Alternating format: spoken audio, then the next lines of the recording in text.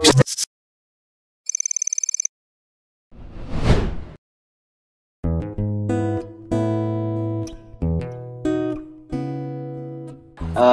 warahmatullahi wabarakatuh. Selamat datang di podcast pertama AADP, ada apa dengan panologi. Dan pada hari ini bahasan kita adalah tentang materi KP atau kerja praktek. Nah sebelumnya mau perkenalan diri dulu. Nama aku Ananta Faiza. Dan aku Insya Sakina. Dan pembicara kita hari ini ada Kak Wiwit dari angkatan 2016. Silahkan Kak perkenalkan diri. Halo, selamat pagi semuanya. Aku Wiwit Nurul Aini dari angkatan 2016, Perencanaan Wilayah dan Kota. Mungkin itu aja ya cukup ya. Semester 8. Langsung kita mulai aja ya Kak dari pertanyaannya. Kalau boleh tahu Kak, apa sih pengertian dari KP itu sendiri? Maksudnya gambaran secara luas tentang KP itu kayak gimana? Terus kalau dari KP sendiri itu apa sih yang kita lakuin? KP itu kan kerja praktik. Itu salah satu mata kuliah wajib di PWK, terutama nanti mata kuliah yang diambil di semester 7. Nah, apa sih guna KP itu? Jadi KP itu gunanya buat mengimplementasikan ilmu-ilmu yang tidak kita punya di PWK sendiri dari semester 1 sampai semester 6 untuk diterapkan di dunia luar atau dunia yang real, benar-benar dunia kerja, baik itu swasta maupun pemerintah atau nanti ada KP tematik di sebuah desa gitu. Nah terus berarti tadi KP itu wajib ya berarti? Iya wajib, KP itu wajib. Nah kalau untuk durasinya? Kalau durasi KP sendiri waktu angkatan aku ya, aku nggak tahu ini peraturannya bakal berubah atau enggak. Angkatan aku kalau misalkan di luar kota Semarang, baik instansi maupun swasta, itu durasi KP-nya 40 hari kerja atau 2 bulan. Tapi kalau di dalam kota Semarang itu 3 bulan. Oh berarti ada kemungkinan di tiap-tiap angkatan itu durasi KP-nya beda-beda? Sebenarnya dari tahun sebelumnya kayak gitu, cuman aku nggak tahu ya kebijakan tahun yang ini. Oh. Terus kalau buat KP itu kan pasti sebelumnya ada hal-hal yang harus kita siapin atau kita penuhin dulu kan Kak? Apa sih yang harus kita siapin atau kita penuhin sebelum kita tuh ngejalanin KP itu sendiri? Yang harus disiapin ya, kalau pertama kita pastiin udah semester 6 dulu, paling nggak sudah melewati 3 studio, semua studio. Itu kan kompetensi dasar yang harus dimiliki oleh perencana atau mahasiswa PWK. Nah, kalau udah kita nyiapin proposal KP. Jadi kita mau di instansi apa, mau swasta, tematik, atau mau di pemerintahan. Udah gitu kita siapin proyek apa sih yang mau kita tuju di instansi tersebut. Gitu sih. Paling lebih banyak ke kompetensi kita dan kesiapan kita buat bisa kita terjun langsung di instansi yang mau kita punya, gitu. Yang mau kita jalani. Tadi kan sempat disinggung KP tematik ya Kak? Iya. Nah itu untuk KP sendiri itu sebenarnya ada berapa jenis KP? Mungkin KP ya? Kalau aku sih golonginnya 3, tapi sebenarnya kalau dari kampus sendiri ada 2. Itu dimana namanya KP tematik sama KP biasa. Nah KP biasa ini kalau menurut aku ada 2. Itu ada kamu KP di pemerintahan atau kamu KP di swasta. Swasta ini bisa konsultan, bisa NGO atau dimanapun. Nah kalau karakteristiknya itu yang perbedaan mendasar tuh sebenarnya KP biasa sama KP tematik. Kalau KP biasa kamu harus nyiapin proposal, kamu mau di instansi mana, itu pemerintahan atau swasta, terus kamu di sana kamu tanya di situ ada proyek apa gitu.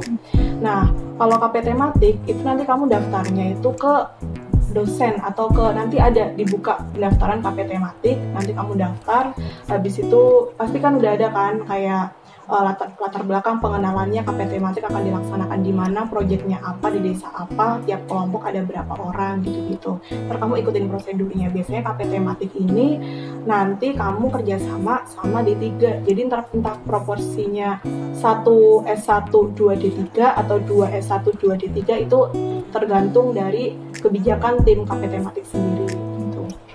Ini mau bahas tematik dulu atau yang biasa dulu nih? Yang biasa dulu. Yang biasa dulu ya. Kalau biasa apa sih tadi karakteristiknya? Iya. Karakteristiknya ya kamu nanti datang KP udah tahu projeknya apa, ikutin alur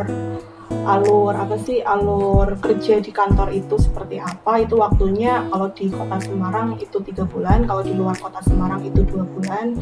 Terus nanti kamu kerjakan project. Kalau di pemerintahan itu projectnya banyak sih.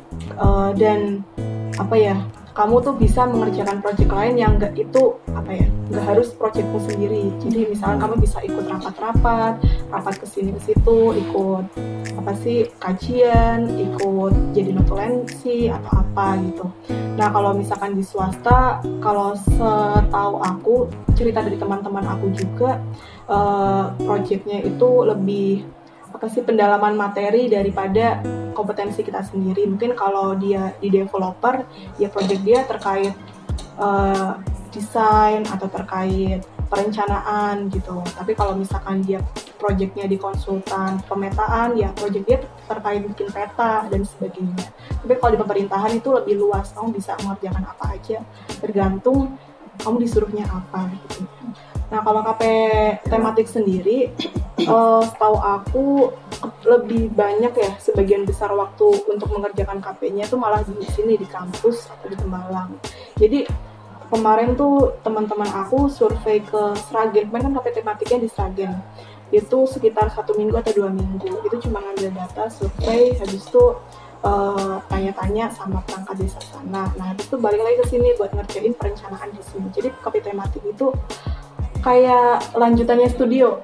Kalian survei, habis itu bikin perencanaan segala macam, udah gitu nanti outputnya juga bakal dikasih ke mereka.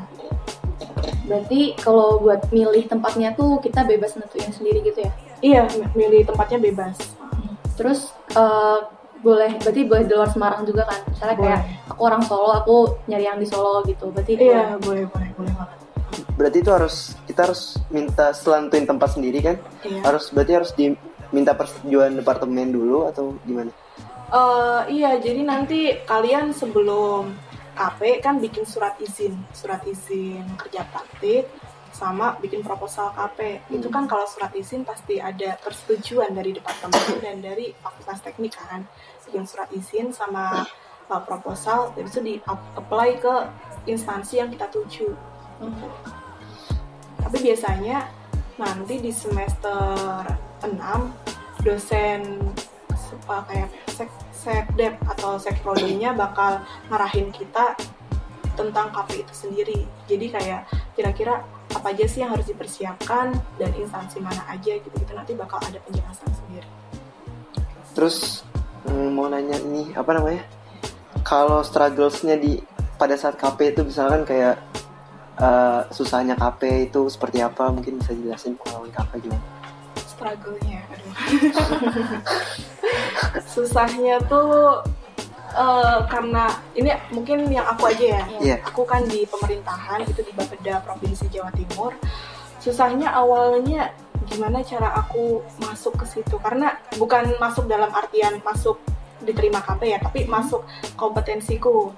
Karena kalau di pemerintahan itu kompetensi PWK itu yang banyak dipakai kayak hukum, administrasi perencanaan, punya administrasi gitu. Terus nanti ada evaluasi perencanaan gitu. Jadi kayak yang tadinya aku belajar misalkan desain, tapak, cangkot, studio gitu itu malah kurang kepake.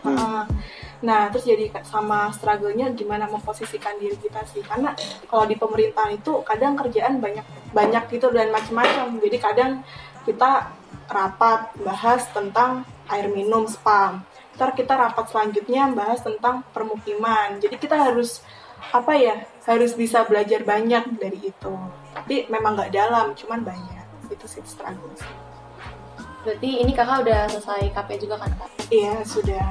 Kalau dari pengalaman kakak KP, apa sih yang kayak bisa kakak dapetin? Kayak misalnya kakak jadi lebih merasa gimana atau gimana setelah KP itu sendiri? Yang didapetin ya, pasti relasi ya. Jadi kita kenal sama pegawai situ, jadi kita tahu lah gimana sih iklim kerja kalau aku di pemerintahan sendiri gimana. Jadi kita tahu nanti harus gini. Kalau misalkan ilmu sendiri mungkin aku jadi banyak belajar tentang perencanaan, tapi dalam konteks implementasinya itu sendiri. Kadang kan kita di sini belajar cuma rencanain seidealis mungkin. Tapi kadang waktu udah sampai di tempatnya tuh, di pemerintahannya, ada banyak tantangan, pasti beda pola pikir, beda perencanaan, beda kebijakan. Jadi kita tahu nanti kira-kira yang bisa lolos tuh perencanaan seperti apa, yang seperti apa gitu. Terus jadi kita ngerti juga sih sebenarnya produk belajar yang udah kita lakuin dari semester 1 sampai semester 6 itu buat apa kalau di pemerintahan itu sendiri gitu sih. Lebih banyak wawasannya sebenarnya. Terus untuk ini Kak, kan tadi misalkan kita udah nentuin nih kita mau KP di mana. Yeah. Nah, itu tuh ada kuotanya masing-masing nggak sih untuk KP tematik sama KP yang biasa itu ada kuotanya masing-masing nggak sih? Kalau dari departemen kita, departemen PWK maksudnya, itu ada pembatasan di mana satu proyek itu maksimal 2 orang. Jadi kalau misalkan di instansi KPMU itu ada banyak proyek, ya boleh berapa aja asal satu proyek itu 2 orang. Kalau yang daftarnya lebih dari 2 itu gimana? Nggak bisa. Jadi misalkan di Bapeda provinsi tempat aku ada misalkan 3 proyek, jadi ya boleh 4 orang gitu. Tapi kalau misalkan ada satu proyek diisi 3, nggak boleh, dari kampusnya sendiri nggak boleh. Mungkin segitu dulu pertanyaan dari kita. Makasih banyak juga buat waktunya Kak Wit udah nyempetin buat hadir di podcast kita. Terus kakak ada nggak pesan-pesan buat angkatan selanjutnya yang nanti bakal KP gitu? Angkatan 2017 ya. 17. Pesannya semangat cari instansi, kalau bisa kamu datangin ke instansinya langsung. Tapi jangan cuma ngirim proposal lewat email aja, karena nanti pasti bakal ketimbun. Karena yang KP itu nggak cuma dari Undip doang, tapi dari ITB, ada dari UNER, dari ITS, UGM dan sebagainya. Terus mungkin semangat cari instansi KP dan proyek KP, itu sih. Pokoknya cari proyek yang emang kalian bisa kerjain dan kalian bisa terjun langsung di dalamnya sesuai sama passion kalian. Itu sih. Oke, makasih Kak Wit. Mungkin untuk video podcast ADP di volume pertama ini cukup sampai di sini. Nanti kalau misalkan ada pertanyaan lagi bisa komen di kolom comment sectionnya di IGTV HMTP Undip. Terima kasih. Wassalamualaikum warahmatullahi wabarakatuh.